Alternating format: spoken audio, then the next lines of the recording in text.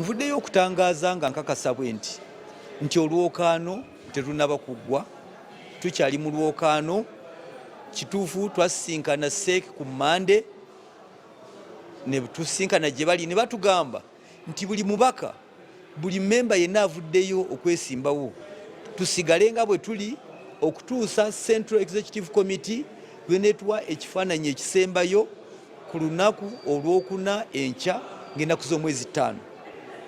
Kino nno kitegeeza nti nno byonna ebibadde bikolebwa biyimirira era kampeyini ziyimirira, naye kyenvudde nvaayo kwekakasa bonna bategese okutulonda nti nno olwokaano lukyagenda mu maaso, era ennaku z'omwezi nga 5 lwe lunaku olwokuna olw'enkya tugenda kubeerayo mu SEEK, tulabe tugenda kubeera mu caucus, tulabe okusalawo kwa SEEK okwenkomeredde.